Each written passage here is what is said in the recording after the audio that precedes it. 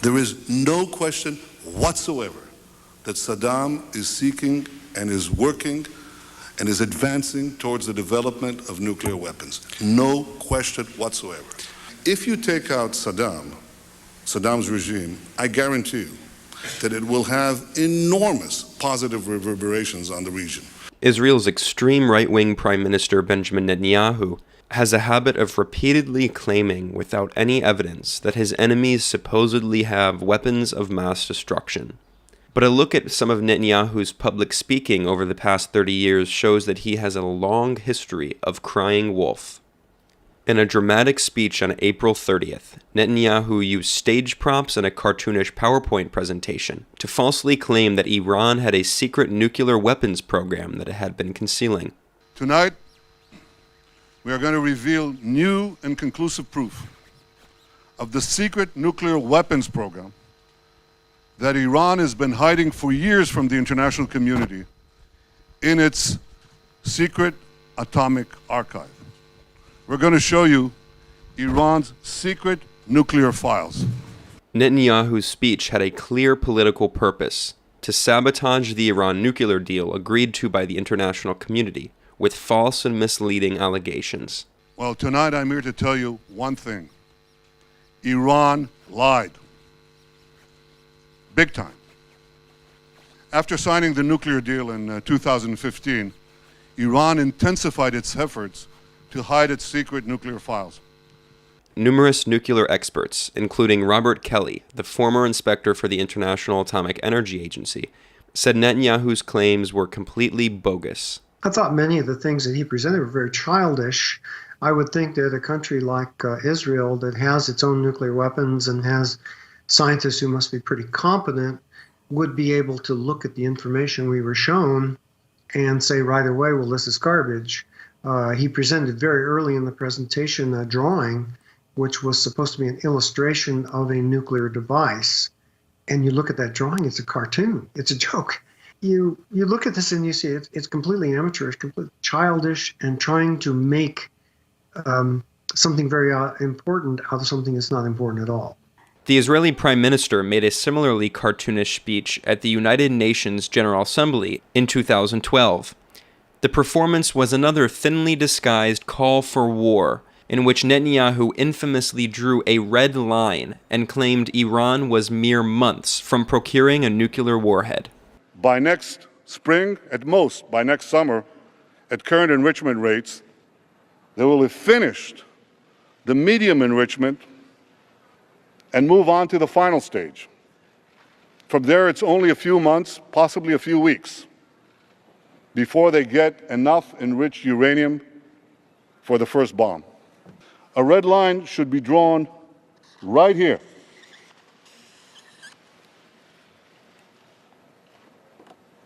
Before Iran completes the second stage of nuclear enrichment necessary to make a bomb. Yet this dishonesty is far from new. For decades, Netanyahu has been falsely accusing Israel's enemies of secretly harboring nuclear weapons. As far back as 1990, when Netanyahu served as Israel's deputy foreign minister, he claimed Iraq had a nuclear program that was, quote, fast accelerating. In an interview on NBC News Today show in December 1990, Netanyahu warned of what he called Saddam Hussein's, quote, weapons of destruction. The question is really, how do we ensure that these weapons of destruction, these missiles, these chemical weapons, the nuclear program that he is fast accelerating in Iraq, that these do not pose a threat in the aftermath of the crisis, assuming he gets out of Kuwait. This is an issue for the entire international community. Netanyahu's weapons of mass destruction lies were even more extreme a decade later. In the lead up to the war in Iraq, Benjamin Netanyahu testified before the U.S. Congress and claimed there was no question whatsoever about Saddam Hussein's supposed weapons of mass destruction. There is no question whatsoever that Saddam is seeking and is working and is advancing towards the development of nuclear weapons. No question whatsoever. And there is no question that once he acquires it, history shifts immediately.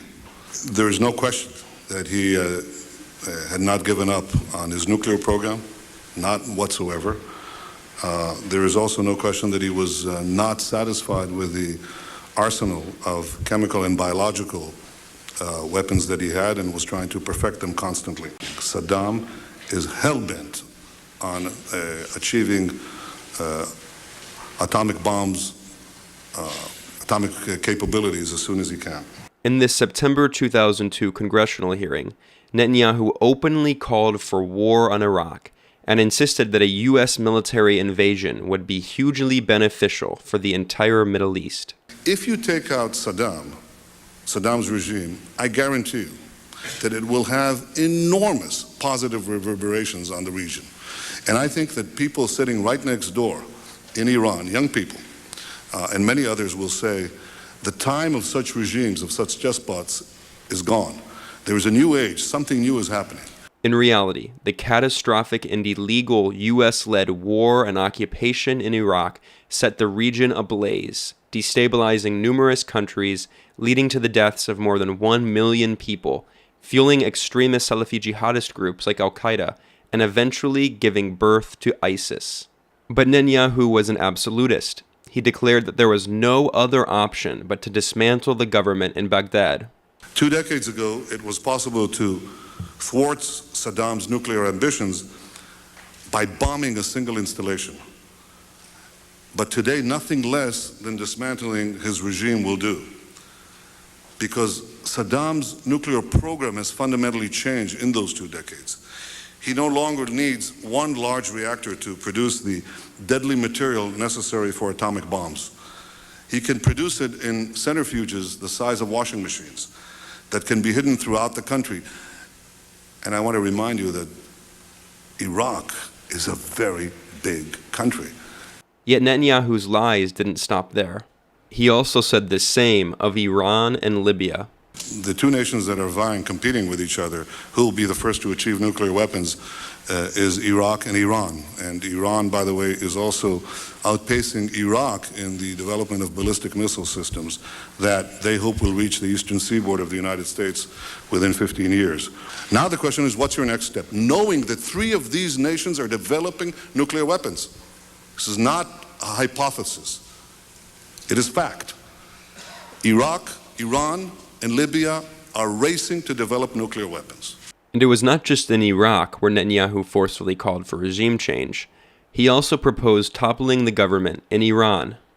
Obviously, we like to see a regime change, at least I would, in Iran, just as I would like to see in Iraq. The question now is a practical question. What is the best place to proceed? It's not a question of whether Iraq's regime should be taken out, but when should it be taken out? It's not a question of whether you'd like to see a regime change in Iran, but how to achieve it. The application of power is the most important thing in winning the war on terrorism. The more victories you amass, the easier the next victory becomes. The first victory in Afghanistan makes the second victory in Iraq that much easier. The second victory in Iraq will make the third victory that much easier too. Benjamin Netanyahu insisted that the United States did not need approval from the international community to wage war on Iraq. And equally immaterial in my mind is the argument that America cannot oust Saddam without prior approval of the international community. Today, the United States must destroy the same regime because a nuclear-armed Saddam will place the security of our entire world at risk. And make no mistake about it, if and once Saddam has nuclear weapons, the terror network will have nuclear weapons. And once the terror network has nuclear weapons, it is only a matter of time before those weapons will be used. In addition to his false claims of WMDs, Netanyahu also tried, without any evidence, to link the Iraqi government to not just Al-Qaeda, but also the Taliban, the extremist Islamist group in Afghanistan. You're making a connection between the Taliban and Iraq? Yes, I am. I'm saying that if you look at those who harbor terrorists and those who support terrorists, I guess I was looking for a connection between September 11th and my understanding why we went to the Taliban is there was a connection there. They were harboring somebody that we believed did the act on September 11th. Yes, that's the first reason why you did it. Now you're going to take me from September 11th to Iraq somehow? Yes, but I'm saying something else. I'm saying the connection is not whether Iraq was directly connected to September 11th, but how do you prevent the next September 11th?